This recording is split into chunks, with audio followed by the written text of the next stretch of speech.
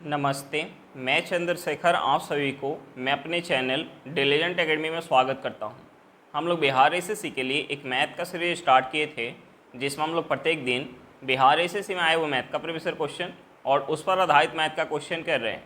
चलिए आज उस सीरीज में हम लोग आगे की तरफ चलते हैं।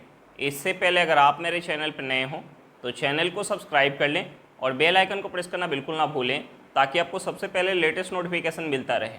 चलिए अब हम लोग क्वेश्चन की तरफ चलते हैं। देखिए हमारा क्वेश्चन क्या दिया हुआ है। हमारा क्वेश्चन, एक व्यक्ति ने ब्याज की समान दर पर 3 साल के लिए 500 रुपये, 5 साल के लिए 650 रुपये और 7 साल के लिए 1250 रुपये जमा किया। उसे कुल 1620 रुपया साधारण ब्याज के रूप में प्राप्त हुआ। वार्षिक दर ज्ञात करें। हमसे पूछ क्या रहा है, रेट ऑफ इंटरेस्ट पूछ रहा है। और यहाँ जो ब्याज काउंट हो रहा है साधारण ब्याज की दर से ब्याज काउंट हो रहा है। तो देखिए साधारण ब्याज का फॉर्मूला क्या होता है। साधारण ब्याज का फॉर्मूला होता है P गुने R गुने T बटा 100। अब देखिए यहाँ हमें क्वेश्चन में टोटल साधारण ब्याज कितना दिया हुआ है, 1620 रुपये दिया हुआ है। और हमें क्वेश्चन में तीनों प्रिंसिपल दिया हुआ है और तीनों के लिए हमें समय दिया हुआ है और तीनों के लिए रेट ऑफ इंटरेस्ट क्या दिया हुआ है, समान दिया हुआ है। और हमसे रेट ऑफ इंटरेस्ट पूछ रहे हैं, तो हम यहाँ रेट ऑफ इंटरेस्ट को मान लेते हैं 8%। तो देखिए हम यहाँ टोटल ब्याज काउंट करेंगे तो पहला प्रिंसिपल कितना है, पहला प्रिंसिपल है 500 रुपये।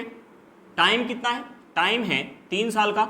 रेट ऑफ इंटरेस्ट 8% बटा कितना हो जाएगा, 100 हो जाएगा। प्लस दूसरा प्रिंसिपल कितना है, दूसरा प्रिंसिपल है 650 रुपये। टाइम कितना है 5 साल। रेट ऑफ इंटरेस्ट 8% बटा 100 प्लस, अब देखिए तीसरा प्रिंसिपल कितना है, तीसरा प्रिंसिपल है 1250 रुपये।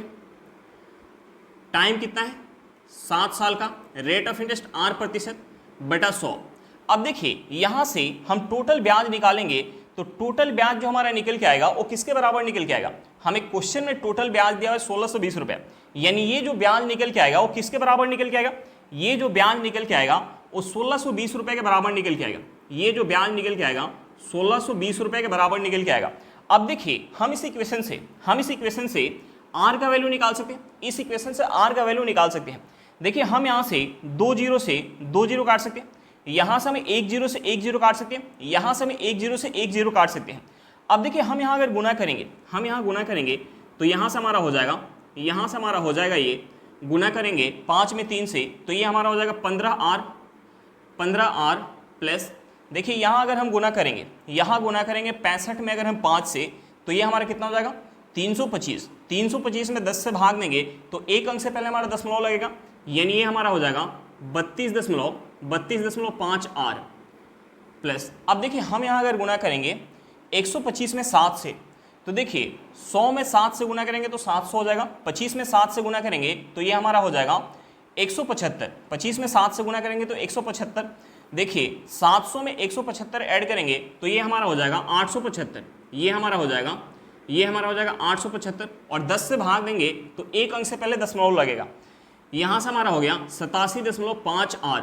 अब देखिए हम इसे ऐड करेंगे तो ये हमारा कितना हो जाएगा, दशमलव का 5 अगर हम इसमें ऐड करेंगे तो ये हमारा कितना हो जाएगा 88 हो जाएगा। 88 में अगर हम 32 ऐड करेंगे तो ये हमारा कितना हो जाएगा, ये हमारा हो जाएगा 120 R। 120 R में अगर हम 15 ऐड करेंगे तो ये हमारा कितना हो जाएगा 135 R। यहाँ से हमारा निकल के आ गया, यहाँ से निकल के आ गया 1620 इक्वल टू 135 R। 135 R। अब देखिए 135 से अगर हम इसे काटेंगे 1620 को तो ये कितने बार में चला जाएगा, ये चला जाएगा 12 बार में, यानी यहाँ से हमारा R इक्वल टू क्या निकल के आ गया, यहाँ से हमारा R इक्वल टू निकल के आ गया 12। हम इसे अगर 135 से काटेंगे तो ये कितने बार में जाएगा, 12 बार में। R इक्वल टू क्या निकल के आ गया 12, यानी यहाँ से हमारा रेट ऑफ इंटरेस्ट निकल के आ गया 12%। हमारा आंसर कितना निकल के आ गया, 12% निकल के आ गया। चलिए क्वेश्चन समझ में आ गया होगा, नेक्स्ट क्वेश्चन पे चलते हैं। देखिए हमारा क्वेश्चन क्या दिया हुआ है। हमारा क्वेश्चन है 12% वार्षिक साधारण ब्याज की दर से कितने समय में 3720 रुपये की राशि पर प्राप्त मिश्र धन 5282.4 रुपये होगा। हमसे पूछ के रहे, टाइम पूछ रहे। अब देखिए हमें क्वेश्चन में क्या दिया, हमें क्वेश्चन में प्रिंसिपल दिया हुआ है। हमें क्वेश्चन में प्रिंसिपल कितना दिया हुआ है, हमें प्रिंसिपल दिया हुआ है 3720 रुपये। प्रिंसिपल कितना दिया, 3720 रुपये। और हमें क्वेश्चन में क्या दिया, हमें क्वेश्चन में अमाउंट दिया हुआ है। हमें अमाउंट कितना दिया, अमाउंट दिया हुआ है 5282.4 रुपये। और हमें क्वेश्चन में क्या दिया, हमें क्वेश्चन में रेट ऑफ इंटरेस्ट दिया हुआ है, रेट ऑफ इंटरेस्ट दिया हुआ है 12% वार्षिक, और हमसे पूछ क्या रहे हैं, हमसे पूछ रहे टाइम, हमसे पूछ क्या रहे हैं, हमसे पूछ रहा है टाइम, हमसे पूछ क्या रहे हैं, टाइम पूछ रहे हैं। अब देखिए हमसे टाइम पूछ रहा है और हमें क्वेश्चन में प्रिंसिपल और अमाउंट दिया हुआ है। तो देखिए प्रिंसिपल और अमाउंट दिया हुआ है तो हम यहाँ से साधारण ब्याज निकाल सकते हैं। साधारण ब्याज निकालने के लिए हम क्या करेंगे, अमाउंट में से प्रिंसिपल को माइनस करेंगे। तो देखिए अमाउंट में से प्रिंसिपल को माइनस करेंगे तो यहाँ से हमारा साधारण ब्याज निकल के आ जाएगा। यहाँ से अगर हम माइनस करेंगे तो यहाँ से हमारा साधारण ब्याज कितना हो जाएगा, 5282.4 में से माइनस करेंगे 3720, तो ये हमारा हो जाएगा, ये हमारा हो जाएगा 1562.4 रुपये। यहाँ से साधारण ब्याज कितना निकल गया, 1562.4 रुपये। अब देखिए साधारण ब्याज का फॉर्मूला क्या होता है, P गुने R गुने T बटा 100, और हमसे पूछ के रहे टाइम पूछ रहे हैं और हमें क्वेश्चन में P यानी प्रिंसिपल दिया हुआ है, R यानी रेट ऑफ इंटरेस्ट दिया हुआ है, तो हम यहाँ टाइम को मान लेते हैं T। तो देखिए टाइम T मान लेंगे तो हम यहाँ से SI निकाल सकते हैं यानी साधारण ब्याज निकाल सकते हैं। जो हमारा साधारण ब्याज निकल के आएगा वो किसके बराबर निकल के आएगा, 1562.4 रुपये के बराबर निकल के आएगा। तो देखिए हम यहाँ से लिख सकते हैं, हम यहाँ से लिख सकते हैं 1562.4 इक्वल टू, देखिए यहाँ हमारा प्रिंसिपल कितना है, प्रिंसिपल है 3720 रुपये, रेट ऑफ इंटरेस्ट कितना है 12%, टाइम को हम मान लेते हैं T बटा हमारा क्या हो जाएगा 100 हो जाएगा। अब देखिए हम यहाँ से 10 से 10 काट सकते हैं। हम यहाँ अगर 10 से क्रॉस गुना करेंगे तो देखिए एक अंक से पहले हमारा दशमलव है तो ये हमारा दशमलव हट जाएगा, यहाँ से हमारा हो जाएगा, यहाँ से हमारा हो जाएगा 15,624 इक्वल टू ये हमारा हो जाएगा 372 गुने 12 गुने T हो जाएगा। अब देखिए हम इसे अगर 4 से काटेंगे, हम इसे अगर 4 से काटेंगे तो ये हमारा 4 से जाएगा 3 बार में, हाथ में क्या आ जाएगा 3 आ जाएगा, ये हमारा हो जाएगा, ये हमारा हो जाएगा 36 जाएगा 4 से 9 बार में, 2 हमारा 4 से नहीं जाएगा तो एक 0 लगाएंगे, ये हमारा बन जाएगा 24 जाएगा 4 से 6 बार में। हम इसे अगर 4 से काटेंगे तो ये 4 से जाएगा 9 बार में, हाथ में एक 12 जाएगा 4 से 3 बार में, गुने 12 गुने T। अब देखिए हम इसे अगर 6 से काटेंगे, हम इसे 6 से काटेंगे तो ये हमारा 6 से कितने बार में जाएगा, ये 6 से जाएगा 6 बार में, हाथ में 3, ये हमारा हो जाएगा 30 जाएगा 6 से 5 बार में, 6 को 6 से काटेंगे 1 बार में जाएगा। अब देखिए हम इसे 12 को अगर 6 से काटेंगे तो ये कितने बार में जाएगा, 2 बार में, यानी ये हमारा हो जाएगा 93 गुने 2 गुने T। अब देखिए 93 से अगर हम इसे काटेंगे 651 को तो ये कितने बार में जाएगा, ये चला जाएगा 7 बार में, यहाँ से हमारा हो जाएगा 7 इक्वल टू 2 गुने T। अब देखिए इस 2 को अगर इस साइड लेके आएंगे तो ये हमारा गुना में है तो यहाँ क्या हो जाएगा, भाग में हो जाएगा, यानी हम यहाँ से लिख सकते हैं T इक्वल टू 7/2, यानी यहाँ से हमारा टाइम क्या निकल के आ गया, यहाँ से हमारा टाइम निकल के आ गया 7/2 वर्ष। हम इसे और क्या लिख सकते हैं, हम इसे लिख सकते हैं 3 सही, हम इसे लिख सकते हैं 3 सही 1/2 वर्ष, यानी यहाँ से हमारा आंसर क्या निकल के आ गया, यहाँ से हमारा आंसर निकल गया 3 सही 1/2 वर्ष। चलिए क्वेश्चन समझ में आ गया हुआ, नेक्स्ट क्वेश्चन पे चलते हैं। हमारा क्वेश्चन क्या दिया हुआ है, हमारा क्वेश्चन यदि 2 वर्ष के लिए 10% के दर से वार्षिक चक्रवृद्धि ब्याज 4200 रुपये है तो मूलधन ज्ञात कीजिए। हमसे पूछ के रहे मूलधन पूछ रहे हैं। अब देखिए हमें क्वेश्चन में क्या दिया, हमें क्वेश्चन में टाइम दिया हुआ है, हमें क्वेश्चन में टाइम कितना दिया, हमें टाइम दिया हुआ है 2 वर्ष का, और हमें क्वेश्चन में क्या दिया, हमें क्वेश्चन में रेट ऑफ इंटरेस्ट दिया हुआ है, हमें रेट ऑफ इंटरेस्ट कितना दिया, 10% वार्षिक दिया हुआ है, रेट ऑफ इंटरेस्ट 10% वार्षिक दिया, और हमें क्वेश्चन में क्या दिया, हमें क्वेश्चन में चक्रवृद्धि ब्याज दिया हुआ है, हमें क्वेश्चन में चक्रवृद्धि ब्याज कितना दिया, 4200 रुपये दिया, चक्रवृद्धि ब्याज 4200 रुपये दिया हुआ है, और हमसे पूछ क्या रहे, हमसे पूछ रहे प्रिंसिपल, हमसे पूछ क्या रहे, हमसे पूछ रहे प्रिंसिपल। अब देखिए हमें क्वेश्चन में चक्रवृद्धि ब्याज दिया हुआ है और हमसे प्रिंसिपल पूछ रहे हैं, तो देखिए प्रिंसिपल अपने आप में कितना होता है, प्रिंसिपल अपने आप में 100% होता है, प्रिंसिपल अपने आप में 100% होता है, और हमसे 100% का वैल्यू पूछ रहा है और हमें क्वेश्चन में CI दिया हुआ है। तो देखिए अगर हमें पता चल जाए कि CI जो है टोटल प्रतिशत में कितना है, तो उस प्रतिशत का वैल्यू हमें क्वेश्चन में 4200 रुपये दिया हुआ है, तो हम वहाँ से 100% का वैल्यू निकाल सकते हैं। अब देखिए हम यहाँ सबसे पहले CI प्रतिशत निकालेंगे, हम यहाँ सबसे पहले CI प्रतिशत निकालेंगे। अब देखिए यहाँ जो टाइम दिया हुआ है 2 वर्ष का दिया हुआ है, तो हम यहाँ सक्सेसिव लगा के आसानी से CI प्रतिशत निकाल सकते हैं। अगर टाइम 2 वर्ष से ज़्यादा होता तो हम यहाँ फ्रैक्शन में चेंज करके CI प्रतिशत निकालते, ताकि वहाँ हमारा आसानी से निकल के जाता। लेकिन यहाँ टाइम 2 वर्ष का है तो हम यहाँ सक्सेसिव लगा के आसानी से निकाल सकते हैं।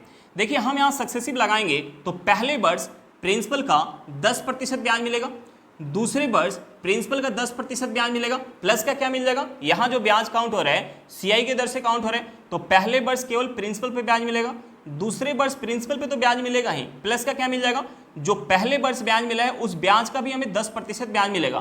तो देखिए 10 का अगर हम 10% निकालेंगे तो ये हमारा कितना हो जाएगा, 1% हो जाएगा। यहाँ से टोटल जो है CI प्रतिशत कितना हो जाएगा, 21% हो जाएगा। और हमें क्वेश्चन में CI कितना दिया, 4200 रुपये। तो देखिए यहाँ से इस 21% का वैल्यू हमें क्वेश्चन में, इस 21% का वैल्यू हमें क्वेश्चन में 4200 रुपये दिया हुआ है। तो देखिए हमसे पूछ क्या रहा है, प्रिंसिपल पूछ रहा है, यानी 100% का वैल्यू पूछ रहा है, तो हमें 21% का वैल्यू पता है, तो हम यहाँ से 100% का वैल्यू निकाल सकते हैं। देखिए हम यहाँ से सबसे पहले 1% का वैल्यू निकालेंगे तो ये हमारा कितना हो जाएगा, ये हमारा हो जाएगा 200 रुपये। हम यहाँ से 100% का वैल्यू निकालेंगे तो ये हमारा कितना हो जाएगा, ये हमारा हो जाएगा 20,000 रुपये। यहाँ से हमारा प्रिंसिपल कितना निकल के आ गया, प्रिंसिपल निकल के आ गया 20,000 रुपये। हमारा आंसर कितना निकल के आ गया, 20,000 रुपये निकल के आ गया। चलिए क्वेश्चन समझ में आ गया, वो नेक्स्ट क्वेश्चन पे चलते हैं। हमारा क्वेश्चन क्या दिया हुआ है, हमारा क्वेश्चन है किसी धनराशि पर वार्षिक चक्रवृद्धि ब्याज की दर से 2 वर्ष में प्राप्त मिश्र धन 4624 रुपये और 3 वर्ष में प्राप्त मिश्र धन 4913 रुपये है, वह राशि ज्ञात कीजिए। हमसे पूछ के रहे, प्रिंसिपल पूछ रहे। अब देखिए हमसे प्रिंसिपल पूछ रहा है और हमें क्वेश्चन में क्या दिया, हमें क्वेश्चन में 2 वर्ष के अंत का हमें अमाउंट दिया। 2 वर्ष के अंत का हमें अमाउंट कितना दिया, 4624 रुपये। और हमें क्वेश्चन में क्या दिया, हमें क्वेश्चन में 3 वर्ष के अंत का हमें अमाउंट दिया। 3 वर्ष के अंत का हमें अमाउंट कितना दिया, 4913 रुपये। अब देखिए यहाँ जो ब्याज काउंट हो रहा है, यहाँ जो ब्याज काउंट हो रहा है चक्रवृद्धि ब्याज के दर से ब्याज काउंट हो रहा है। तो देखिए जब ब्याज हम चक्रवृद्धि ब्याज के दर से काउंट करते हैं तो पहले साल ब्याज को काउंट करके हम प्रिंसिपल में ऐड करते हैं, तो हमारा क्या निकल के आता है, अमाउंट निकल के आता है। पहले साल के अंत में प्राप्त अमाउंट दूसरे साल के लिए क्या बन जाता है, प्रिंसिपल बन जाता है। तो देखिए यहाँ जो है 2 साल के अंत का अमाउंट कितना दिया, 4624 रुपये। ये जो अमाउंट होगा तीसरे साल के लिए क्या बन जाएगा, प्रिंसिपल बन जाएगा। तो देखिए हम यहाँ से प्रिंसिपल और अमाउंट का रेशियो निकाल सकते हैं। देखिए यहाँ जो रेशियो होगा 1 वर्ष और 2 वर्ष के अंत के प्रिंसिपल और अमाउंट का रेशियो हमारा वही होगा। 1 वर्ष और 2 वर्ष के अंत का प्रिंसिपल और अमाउंट का रेशियो वही होगा, और प्रिंसिपल और 1 वर्ष के अंत के अमाउंट का रेशियो वही होगा। तो देखिए हम यहाँ से रेशियो निकालेंगे। रेशियो निकालने के लिए हम इसे अगर 17 से काटेंगे तो देखिए हमारा 17 से कितने बार में जाएगा, ये 17 से जाएगा 2 बार में, हाथ में क्या जाएगा 12, ये हमारा बन जाएगा 122। 122 को अगर हम 17 से काटेंगे तो ये जाएगा 7 बार में, हाथ में 3, ये हमारा कितना आ जाएगा, ये हमारा हो जाएगा 34। 34 को 17 से काटेंगे 2 बार में जाएगा। हम इसे अगर 17 से काटेंगे तो ये हमारा 17 से कितने बार में जाएगा, 17 से 2 बार में जाएगा। हाथ में क्या आ जाएगा, हाथ में आ जाएगा 15, ये हमारा हो जाएगा 151।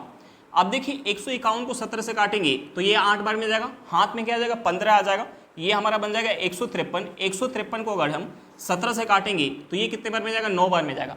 अब देखिए हम फिर से इसे 17 से काट सकते हैं। 17 से काटेंगे तो ये 17 से जाएगा 1 बार में, हाथ में आ जाएगा 10, ये हमारा हो जाएगा 102। 102 को 17 से काटेंगे ये कितने बार में जाएगा, 6 बार में। इसे 17 से काटेंगे तो ये जाएगा 17 बार में। अब देखिए यहाँ से प्रिंसिपल और अमाउंट का रेशियो क्या निकल के आएगा, 16:17 निकल के आ गया। तो देखिए यहाँ जो रेशियो है वही रेशियो यहाँ होगा, वही रेशियो यहाँ होगा। तो देखिए ये हमारा रेशियो कितना है, 16:17, यानी यहाँ भी रेशियो कितना होगा, 16:17 होगा। अब देखिए इस 17 यूनिट का वैल्यू कितना है, इस 17 यूनिट का वैल्यू है 4624 रुपया। तो हम यहाँ से 16 यूनिट का वैल्यू निकाल सकते हैं। देखिए 16 यूनिट का वैल्यू निकालने के लिए हम यहाँ से सबसे पहले 1 यूनिट का वैल्यू निकालेंगे। 1 यूनिट का वैल्यू निकालने के लिए हम इसे 17 से काटेंगे तो 17 से कितने बार में जाएगा, 272 बार में। अब देखिए इस 272 से अगर हम 16 में गुना करेंगे तो 16 यूनिट का वैल्यू निकल के आ जाएगा, यानी 16 यूनिट का वैल्यू हो जाएगा 16 गुने 272, 16 गुने 272। अब देखिए यहाँ जो रेशियो होगा वही रेशियो यहाँ होगा, यानी यहाँ रेशियो कितना होगा, 16:17 होगा। अब देखिए इस 17 यूनिट का वैल्यू कितना है, इस 17 यूनिट का वैल्यू है 16 गुने 72, तो हम यहाँ से 16 यूनिट का वैल्यू निकाल सकते हैं। 16 यूनिट का वैल्यू निकालने के लिए सबसे पहले 1 यूनिट का वैल्यू निकालेंगे। तो देखिए 272 को अगर हम 17 से काटेंगे तो ये कितने बार में जाएगा, 16 बार में, यानी यहाँ से 1 यूनिट का वैल्यू क्या आ जाएगा, 16 गुने 16, तो 16 यूनिट का वैल्यू हो जाएगा 16 गुने 16 गुने 16।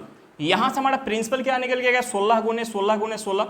अब देखिए हम यहाँ अगर गुना करेंगे, ये हमारा क्या है 16 का क्यूब, तो 16 का क्यूब क्या होता है 4096, 16 का क्यूब होता है 4096, यानी यहाँ से हमारा प्रिंसिपल क्या निकल गया, 4096 निकल गया। हमारा आंसर क्या निकल गया, 4096 निकल गया। चलिए क्वेश्चन समझ में आ गया हुआ, नेक्स्ट क्वेश्चन पे चलते हैं। देखिए हमारा क्वेश्चन क्या दिया हुआ है, हमारा क्वेश्चन है ए किसी काम को 24 दिन में कर सकता है और बी इसे 80 दिन में कर सकता है।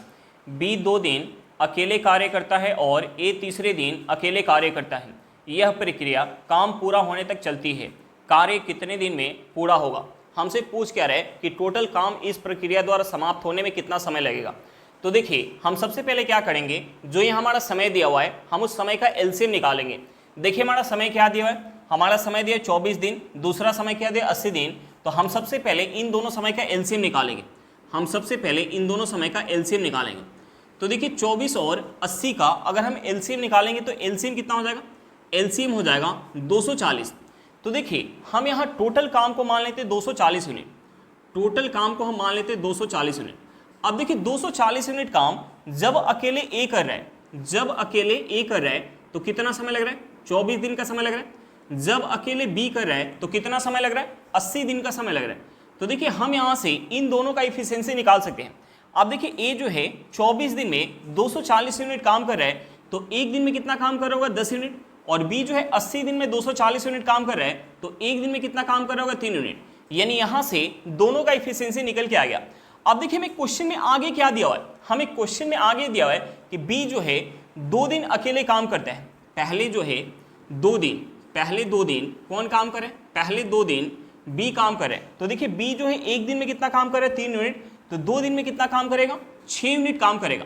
अब देखिए तीसरे दिन कौन काम करे, तीसरे दिन जो है ए काम करे। ए जो है तीसरे दिन एक दिन काम कर रहा है, तो ए जो है एक दिन में कितना काम करेगा 10 यूनिट, ए जो है एक दिन में 10 यूनिट काम करेगा। अब देखिए यहाँ जो है टोटल समय यहाँ तक कितना हो गया, यहाँ तक टोटल समय हो गया 3 दिन का, यहाँ तक टोटल समय हो गया 3 दिन का, और काम कितना समाप्त हुआ, काम समाप्त हुआ 16 यूनिट। अब देखिए 3 दिन में 16 यूनिट काम हो रहा है और हमें टोटल काम कितना कराना है, हमें टोटल काम कराना है, हमें टोटल काम कराना है 240 यूनिट। तो देखिए इस 16 को अगर हमें 240 बनाना है, तो देखिए 240 को अगर हम 16 से काटेंगे तो ये कितने बार में जाएगा, 16 से अगर इसे काटेंगे तो ये 16 से जाएगा एक बार में, हाथ में आ जाएगा हमारा 8 आएगा, एक 0 आएगा, 80 हो जाएगा। 80 हमारा 16 से कितने बार में जाएगा 5 बार, यानी 16 में अगर हम 15 से गुना करेंगे तो हमारा कितना हो जाएगा 240, यानी हम यहाँ अगर 15 से गुना करेंगे तो ये हमारा हो जाएगा 240। अब देखिए अगर हम इस साइड 15 से गुना कर रहे हैं तो हमें इस साइड भी 15 से गुना करना होगा। 3 में अगर हम 15 से गुना करेंगे तो ये हमारा हो जाएगा 45 दिन, यानी इस प्रक्रिया द्वारा अगर काम को पूरा किया जाएगा तो काम को पूरा होने में कितना समय लग जाएगा, 45 दिन का समय लग जाएगा। हमारा आंसर कितना निकल गया, 45 दिन। चलिए क्वेश्चन समझ में आ गया हुआ, नेक्स्ट क्वेश्चन पे चलते हैं। देखिए हमारा क्वेश्चन क्या दिया हुआ है, हमारा क्वेश्चन है ए बी और सी अलग अलग एक कार्य को क्रमशः 24, 15 और 12 दिन में पूरा कर सकते हैं। बी और सी ने कार्य प्रारंभ किया और 3 दिन के बाद उसे छोड़ दिया। ए अकेले शेष कार्य को कितने दिन में पूरा करेगा। तो देखिए हम यहाँ सबसे पहले क्या करेंगे, जो यहाँ हमारा समय दिया हुआ है हम उस समय का एलसीएम निकालेंगे। देखिए हमारा समय क्या दिया हुआ है, हमारा समय दिया 24 दिन, दूसरा समय दिया 15 दिन और तीसरा समय दिया 12 दिन। तो हम सबसे पहले इन तीनों समय का एलसीएम निकालेंगे। तो देखिए 24, 15 और 12 का एलसीएम निकालेंगे तो एलसीएम कितना हो जाएगा, एलसीएम हो जाएगा 120। अब देखिए हम यहाँ टोटल काम को मान लेते हैं, हम यहाँ टोटल काम को मान लेते हैं 120 यूनिट। अब देखिए 120 यूनिट काम जब अकेले ए कर रहा है, जब अकेले ए कर रहा है तो 24 दिन का समय लग रहा है। जब अकेले बी कर रहा है, जब अकेले बी कर रहा है तो कितना समय लग रहा है, 15 दिन का समय लग रहा है। और जब अकेले सी कर रहा है, जब अकेले सी कर रहा है तो कितना समय लग रहा है, 12 दिन का समय लग रहा है। अब देखिए हम यहाँ से इन तीनों का इफिशियंसी निकाल सकते हैं। देखिए ए जो है 24 दिन में 120 यूनिट काम कर रहा है तो एक दिन में कितना काम कर रहा होगा 5 यूनिट। बी जो है 15 दिन में 120 यूनिट काम कर रहा है तो एक दिन में कितना काम कर रहा होगा 8 यूनिट। और सी जो है 12 दिन में 120 यूनिट काम कर रहा है, तो एक दिन में कितना काम कर रहा होगा, 10 यूनिट काम कर रहा होगा। अब देखिए तीनों का इफिशियंसी निकल के आ गया, और हमें क्वेश्चन में आगे क्या दिया हुआ है, हमें क्वेश्चन में आगे दिया कि बी और सी ने कार्य प्रारंभ किया। तो देखिए बी और सी कार्य प्रारंभ करेंगे, बी और सी कार्य प्रारंभ करेंगे और 3 दिन बाद जो है कार्य छोड़ दे रहे हैं, तो 3 दिन में इन दोनों मिलके काम कितना करेंगे, 3 दिन में कितना काम करेंगे। देखिए बी जो है एक दिन में 8 यूनिट काम करे और सी जो है एक दिन में 10 यूनिट, यानी दोनों मिलके एक दिन में 18 यूनिट काम करेंगे। दोनों मिलके एक दिन में 18 यूनिट काम करेंगे, तो 3 दिन में कितना काम करेंगे, 3 दिन में 54 यूनिट काम करेंगे। अब देखिए इन्होंने मिलके 3 दिन में 54 यूनिट काम कर दिया और टोटल हमें काम कितना कराना है, टोटल हमें काम कराना है 120 यूनिट, यानी शेष काम कितना बचिया, शेष काम कितना बचिया। शेष काम निकालने के लिए हम क्या करेंगे, टोटल काम में से माइनस करेंगे इन दोनों द्वारा किए गए काम को, यानी 54 यूनिट को माइनस करेंगे तो हमारा क्या निकल गया जाएगा, शेष काम निकल गया जाएगा। अब देखिए 120 में से 54 माइनस करेंगे तो ये हमारा कितना हो जाएगा, ये हमारा हो जाएगा 66 यूनिट।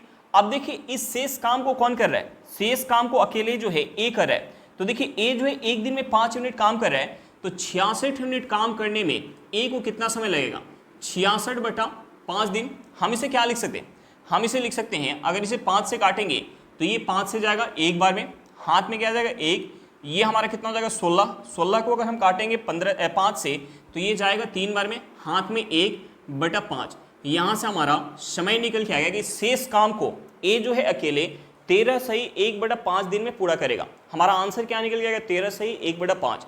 चलिए क्वेश्चन समझ में आ गया, नेक्स्ट क्वेश्चन पे चलते हैं। देखो हमारा क्वेश्चन क्या दिया हुआ है, हमारा क्वेश्चन है 2 पाइप ए और बी एक टंकी को क्रमशः 12 से 1/2 घंटे और 25 घंटे में भर सकते हैं। पाइपों को एक साथ खोला गया और पाया गया कि तल में रिसाव के कारण टंकी को भरने में 1 घंटा 40 मिनट का समय अधिक लगा। यदि टंकी पूरी भर गई है तो अकेले रिसाव से टंकी का 70% हिस्सा कितने समय में खाली हो जाएगा। तो देखिए हमें क्वेश्चन में क्या दिया है, हमें क्वेश्चन में दिया कि ए जो है टंकी को 12 सही 1/2 घंटे में और बी जो है अकेले टंकी को 25 घंटे में भर सकता है। अब देखिए हमें क्वेश्चन में दोनों का समय दिया हुआ है, हमें ए का समय कितना दिया है 12 सही 1/2 घंटे, तो हम इसे लिख सकते हैं 25/2 घंटे, और बी का हमें समय कितना दिया, बी का हमें समय दिया हुआ है 25 घंटे। अब देखिए हमें क्वेश्चन में दोनों का समय दिया हुआ है, हमें क्वेश्चन में दोनों का समय दिया, तो हम यहाँ से समय का रेशियो निकाल सकते हैं। जो हमारा समय का रेशियो होगा उसका अपोजिट हमारा क्या हो जाएगा, इफिशियंसी का रेशियो। तो देखिए हम यहाँ से समय का रेशियो निकालेंगे तो समय का रेशियो हो जाएगा 1:2, तो इफिशियंसी का रेशियो कितना हो जाएगा, दोनों के इफिशियंसी का रेशियो हो जाएगा 2:1। इफिशियंसी का रेशियो कितना हो जाएगा 2:1, यानी ए का इफिशियंसी अगर 2 यूनिट होगा तो बी का इफिशियंसी कितना होगा 1 यूनिट। तो देखिए हम यहाँ से निकाल सकते हैं कि दोनों अगर एक साथ मिलके टंकी को भरेंगे तो टंकी को भरने में टोटल कितना समय लगेगा। अब देखिए हम यहाँ से ए प्लस बी का समय निकालेंगे, तो देखिए ए जो है 2 यूनिट पानी भर रहा है तो बी कितना भर रहा है 1 यूनिट, यानी दोनों मिल के भरेंगे तो 1 घंटा में 3 यूनिट पानी भरेंगे। तो देखिए 3 यूनिट 1 घंटा में पानी भरेंगे तो टोटल टंकी को भरने में दोनों के द्वारा कितना समय लग जाएगा, 25/3 घंटा का समय लग जाएगा। अब देखिए 25/3 घंटा को अगर हम इसे 3 से काटेंगे तो ये 3 से जाएगा 8 बार में, यानी ये हमारा हो जाएगा 8 घंटा। बच कितना गया 1/3 घंटा, मिनट में चेंज करेंगे 1/3 घंटा को तो ये हमारा हो जाएगा 20 मिनट। अब देखिए यहाँ से हमारा निकल के आ गया कि दोनों जो है जब टंकी को एक साथ भरेंगे तो कितना समय लग जाएगा, 8 घंटा 20 मिनट का समय लग जाएगा। और हमें क्वेश्चन में दिया कि दोनों को जब एक साथ खोला जा रहा है तो टंकी के तल में रिसाव के कारण टंकी को पूरा भरने में 1 घंटा 40 मिनट अधिक का समय लग रहा है। तो देखिए रिसाव के साथ टंकी को भरने में कितना समय लग जाएगा, हम इस 8 घंटा 20 मिनट में ऐड करेंगे 1 घंटा 40 मिनट, तो ये हमारा कितना हो जाएगा, ये हमारा हो जाएगा 10 घंटा, यानी रिसाव के साथ टंकी को भरने में 10 घंटा का समय लग रहा है। अब देखिए हम रिसाव को मान लेते हैं, रिसाव जो है टंकी से पानी खाली करने का काम करेगा, तो हम रिसाव को मान लेते हैं खाली करने वाला नल सी। अब देखिए ए जब काम कर रहा है तो कितना समय लग रहा है, 25/2 घंटे का समय लग रहा है। बी जब काम कर रहा है तो 25 घंटा का समय लग रहा है। और जब तीनों काम कर रहे हैं ए प्लस बी माइनस का सी क्यों लगा रहे हैं, क्योंकि सी जो है खाली करने वाला नल है, यानी नेगेटिव काम कर रहे हैं, इसलिए हम यहाँ नेगेटिव का सिंबल लगाएंगे। तो देखिए जब तीनों एक साथ काम करें तो 10 घंटा का समय लग रहा है। तो देखिए हम यहाँ क्या करेंगे, सबसे पहले तीनों के समय का यानी ए बी और ए प्लस बी माइनस सी के समय का हम एलसीएम निकालेंगे।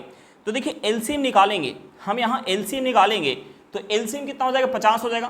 तो हम यहाँ टंकी की धारिता मान लेते 50 यूनिट, हम यहाँ टंकी की धारिता मान लेते 50 यूनिट। अब देखिए ए जब अकेले काम करेगा तो कितना समय लग रहा है 25/2 घंटा का समय लग रहा है। बी जब अकेले काम कर रहे हैं तो 25 घंटा का समय लग रहा है। और जब तीनों काम कर रहे हैं ए प्लस बी माइनस का सी तो कितना समय लग रहा है 10 घंटा का समय लग रहा है। तो देखिए हम यहाँ से इनका एफिशिएंसी निकाल सकते हैं। अब देखिए ए जो है 25/2 घंटा में 50 यूनिट पानी भर रहे हैं तो 1 घंटा में कितना पानी भरा होगा 1 घंटा में 4 यूनिट पानी भरा होगा। बी जो है 25 घंटा में 50 यूनिट पानी भर रहे हैं तो 1 घंटा में 2 यूनिट पानी भर रहा है। और तीनों मिलके 10 घंटा में 50 यूनिट पानी भर रहे हैं, इसका मतलब होगा कि 1 घंटा में 5 यूनिट पानी भर रहे होंगे। अब देखिए ए जो है अकेले 1 घंटा में 4 यूनिट पानी भरे और बी अकेले 1 घंटा में 2 यूनिट पानी भरे, यानी ए दोनों मिलके 1 घंटा में कितना पानी भरेंगे 6 यूनिट पानी भरेंगे। जब इनके साथ सी काम करना स्टार्ट कर रहे हैं तो 1 घंटा में 5 यूनिट पानी ही भर रहे हैं। इसका मतलब ये होगा कि सी जो है, इसका मतलब ये होगा कि सी जो है 1 घंटा में कितना पानी खाली कर रहे हैं 1 घंटा में 1 यूनिट पानी खाली कर रहे हैं। अब देखिए हमसे पूछ क्या रहे, हमसे पूछ रहे कि टंकी का 70% हिस्सा रिसाव द्वारा यानी सी द्वारा खाली करने में कितना समय लगेगा। अब देखिए हमने टंकी की धारिता कितना मान के रखा है, टंकी की धारिता मान के रखा है 50 यूनिट। तो हम इसका अगर 70% निकालेंगे, 50 का 70% निकालेंगे तो इस हिस्सा को खाली करने में, इस हिस्सा को खाली करने में सी को कितना समय लगेगा 1 यूनिट के एफिशिएंसी के साथ। तो देखिए हम इसे सॉल्व करेंगे तो यहाँ से हमारा समय निकल के आ जाएगा कि रिसाव को जो है 70% खाली करने में कितना समय लगेगा। देखिए हम यहाँ से 2 जीरो से 2 जीरो काट सकते हैं। हम यहाँ अगर 7 में 5 से गुना करेंगे तो ये हमारा कितना हो जाएगा 35 हो जाएगा। और 1 से भाग देंगे तो ये हमारा कितना हो जाएगा 35 हो जाएगा। यानी 70% हिस्सा खाली करने में रिसाव को कितना समय लग जाएगा 35 घंटा का समय लग जाएगा। हमारा आंसर कितना निकल गया 35 घंटा। चलिए क्वेश्चन समझ में आ गया होगा, नेक्स्ट क्वेश्चन पे चलते हैं। हमारा क्वेश्चन क्या दिया हुआ है, हमारा क्वेश्चन है पहला नल किसी हौज को 8 घंटे में भरता है, दूसरा नल उसी हौज को 10 घंटे में भरता है। यदि दोनों नल अदल बदल कर 1 घंटा के अंतराल पर क्रमशः खोला जाए तो उसी हौज को भरने में कितने घंटे लगेंगे, जबकि पहले घंटे में पहला नल खोला गया है। तो देखिए हम इस क्वेश्चन में सबसे पहले क्या करेंगे, जो यहाँ हमारा समय दिया हुआ है हम उस समय का एलसीएम निकालेंगे। देखिए हमारा समय क्या दिया, हमारा समय दिया, पहला समय दिया 8 घंटे, दूसरा समय दिया 10 घंटे। तो हम सबसे पहले इन दोनों समय का एलसीएम निकालेंगे, हम सबसे पहले इन दोनों समय का एलसीएम निकालेंगे। अब देखिए 8 और 10 का हम एलसीएम निकालेंगे तो एलसीएम कितना हो जाएगा 40 हो जाएगा। एलसीएम कितना निकल के गया 40 निकल के आ गया। तो हम यहाँ हौज की धारिता मान लेते 40 यूनिट, हम यहाँ हौज की धारिता मान लेते 40 यूनिट। अब देखिए पहला नल हौज को कितना घंटा में भर रहा है 8 घंटा में भर रहे हैं। और दूसरा नल हौज को कितना घंटा में भर रहे हैं 10 घंटा में भर रहे हैं। तो देखिए यहाँ से हम इन दोनों का इफिशिएंसी निकाल सकते हैं। अब देखिए पहला नल जो है 8 घंटा में 40 यूनिट पानी भर रहा है तो 1 घंटा में कितना पानी भर रहा होगा 5 यूनिट। दूसरा नल जो है 10 घंटा में 40 यूनिट पानी भर रहा है तो 1 घंटा में कितना पानी भर रहा होगा 4 यूनिट पानी भर रहा होगा। अब देखिए यहाँ से दोनों का इफिशिएंसी निकल के आ गया। और हमें क्वेश्चन में आगे क्या दिया हुआ है, हमें क्वेश्चन में आगे दिया है कि यदि दोनों नल अदल बदल कर 1 घंटा के अंतराल पर क्रमशः खोला जाए और पहले घंटा पहला नल खोला जाए। तो देखिए पहला नल को पहले घंटा खोला जाएगा तो 1 घंटा में हौज के अंदर कितना पानी भर देगा। पहला नल का इफिशिएंसी कितना है 5 यूनिट, यानी 1 घंटा में 5 यूनिट पानी भर देगा। अब देखिए अगले घंटा दूसरा नल को खोला जाएगा, अगले जो है 1 घंटा के लिए दूसरा नल को खोला जाएगा तो दूसरा नल जो है अगले घंटा में कितना पानी भर देगा। दूसरा नल का एफिशिएंसी कितना है 4 यूनिट, यानी हौज के अंदर 4 यूनिट पानी भर देगा। अब देखिए यहाँ तक टोटल समय कितना हो गया, यहाँ तक टोटल समय हो गया 2 घंटा। और हौज के अंदर कितना पानी भर गया 9 यूनिट पानी भर गया। और हमें टोटल पानी भरना कितना 40 यूनिट पानी भरना है। तो देखिए इस 9 को हम 40 के करीब बनाने के लिए हम इस 9 में अगर 4 से गुना करेंगे तो ये हमारा कितना हो जाएगा 36 हो जाएगा। 9 में 4 से गुना करेंगे तो ये हमारा हो जाएगा 36। अब देखिए इस साइड अगर हम 4 से गुना कर रहे हैं तो हमें इस साइड भी 4 से गुना करना होगा। इस साइड अगर हम 4 से गुना करेंगे तो ये हमारा हो जाएगा 8 घंटा, यानी इस तरीके से 8 घंटा में 36 यूनिट पानी भर जाएगा। लेकिन हमें भरना कितना है 40 यूनिट, यानी शेष कितना बच गया, शेष बच गया 4 यूनिट। अब देखिए इस 4 यूनिट पानी को भरने में कितना समय लगेगा। 8वें घंटा कौन आया होगा दूसरा नल, यानी उससे अगले घंटा कौन आएगा पहला नल आएगा। अब देखिए पहला नल जो है 1 घंटा में 5 यूनिट पानी भर रहा है, तो 4 यूनिट पानी भरने में कितना समय लग जाएगा? 4 यूनिट पानी भरने में 4/5 घंटा का समय लग जाएगा। यानी यहां से हमारा टोटल समय कितना हो गया? यहां से हमारा टोटल समय हो गया 8 सही 4/5 घंटा में 40 यूनिट पानी भर जाएगा। हमारा आंसर कितना निकल के आ गया? हमारा आंसर निकल के आ गया 8 सही 4/5 घंटा। चलिए क्वेश्चन समझ में आ गया होगा, नेक्स्ट क्वेश्चन पे चलते हैं। हमारा क्वेश्चन क्या दिया हुआ है? हमारा क्वेश्चन अपनी सामान्य गति की 60% गति से चलते हुए एक व्यक्ति अपने गंतव्य पर 1 घंटा 40 मिनट देरी से पहुंचता है। गंतव्य तक पहुंचने का उसका सामान्य समय है। हमसे पूछ के रहे सामान्य समय पूछ रहे। अब देखिए उसका सामान्य स्पीड जो होगा, वो अपने आप में कितना होगा? 100% होगा, और अपने स्पीड के 60% से चल रहा है, अपने स्पीड के 60% से चल रहा है। अब देखिए दोनों केस में दूरी जो है समान चल रहा होगा। तो देखिए एक हमारा कंसेप्ट होता है कि जब हमारा डिस्टेंस सेम हो तो जो हमारा स्पीड का रेशियो होता है उसका अपोजिट हमारा टाइम का रेशियो होता है। अब देखिए हम यहाँ से स्पीड का रेशियो निकाल सकते हैं। हम यहाँ से स्पीड का रेशियो निकालेंगे तो स्पीड का रेशियो हो जाएगा, हम यहाँ से परसेंटेज काट सकते हैं। हम इसे 20 से काटेंगे तो ये 20 से 5 बार में जाएगा, इसे 20 से काटेंगे तो ये 3 बार में जाएगा। यहाँ से स्पीड का रेशियो निकल गया 5:3।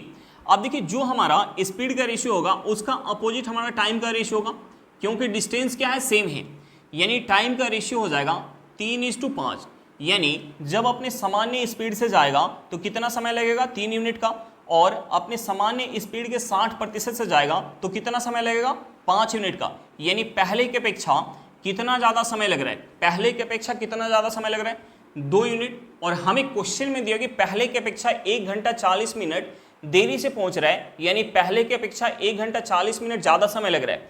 यानी इस 2 यूनिट का वैल्यू हमें क्वेश्चन में 1 घंटा 40 मिनट दिया हुआ है। 1 घंटा 40 मिनट को अगर हम पूरे को अगर मिनट में चेंज करेंगे तो ये हमारे क्या हो जाएगा? ये हमारा हो जाएगा 100 मिनट हो जाएगा। यानी इस 2 यूनिट का वैल्यू हमें क्वेश्चन में कितना दिया? 100 मिनट। तो हम यहाँ से 1 यूनिट का वैल्यू निकाल सकते हैं। 1 यूनिट का वैल्यू कितना हो जाएगा? 50 मिनट हो जाएगा।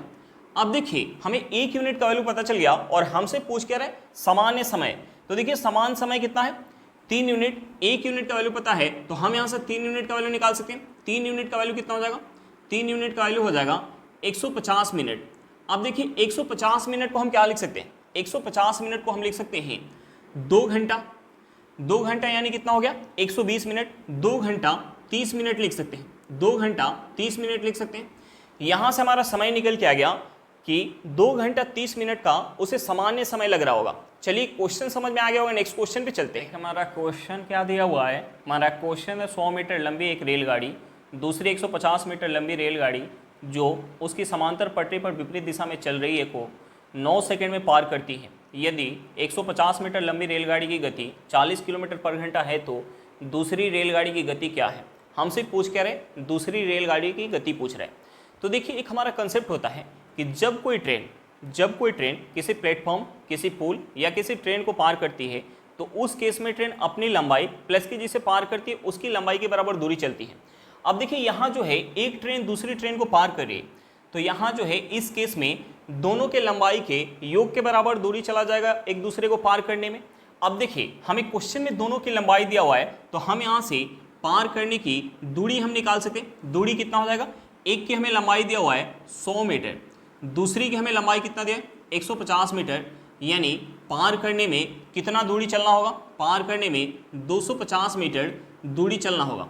अब देखिए पार करने का हमें समय दिया हुआ है, हमें समय कितना दिया? हमें समय दिया हुआ है 9 सेकेंड। हमें समय कितना दिया? 9 सेकेंड। अब देखिए हमें दूरी पता चल गया और हमें क्वेश्चन में समय दिया हुआ है तो हम यहाँ से स्पीड निकाल सकते हैं। यहाँ से जो हमारा स्पीड निकल के आएगा वो हमारा स्पीड कैसा निकल के आएगा? रिलेटिव स्पीड निकल के आएगा। अब देखिए हम यहाँ स्पीड निकालेंगे तो स्पीड निकालने के लिए हम क्या करेंगे? दूरी में हम समय से भाग देंगे तो ये हमारा हो जाएगा 250/9 मीटर पर सेकेंड। अब देखिए इस मीटर पर सेकेंड को अगर हम किलोमीटर पर घंटा में चेंज करेंगे तो किलोमीटर पर घंटा में चेंज करने के लिए हम इसमें गुना करेंगे 18/5 से, तो ये हमारा किलोमीटर पर घंटा में चेंज हो जाएगा। अब देखिए 9 से अगर हम इसे काटेंगे 18 को तो ये कितने बार में जाएगा? 2 बार में। 5 से अगर हम इसे काटेंगे तो ये कितने बार में जाएगा? 50 बार में। 50 में अगर हम 2 से गुना करेंगे तो ये हमारा कितना हो जाएगा? ये हमारा हो जाएगा 100 किलोमीटर पर घंटा। अब देखिए यहाँ से रिलेटिव स्पीड क्या निकल गया, 100 किलोमीटर पर घंटा निकल के आ गया। और हमें क्वेश्चन में दे कि दोनों जो है एक दूसरे के विपरीत दिशा में चल रहे हैं। तो देखिए जब दोनों एक दूसरे की विपरीत दिशा में चलेंगे तो रिलेटिव स्पीड निकालने के लिए हम क्या करेंगे, दोनों का स्पीड ऐड करेंगे। और हमें क्वेश्चन में एक का स्पीड कितना दिया, 40 किलोमीटर पर घंटा। एक का हमें स्पीड दिया हुआ है 40 किलोमीटर पर घंटा, तो दूसरे का स्पीड कितना हो जाएगा, 60 किलोमीटर पर घंटा। दूसरी ट्रेन का स्पीड कितना निकल के गया, 60 किलोमीटर पर घंटा निकल के गया। हमारा आंसर कितना निकल के गया, 60 किलोमीटर पर घंटा।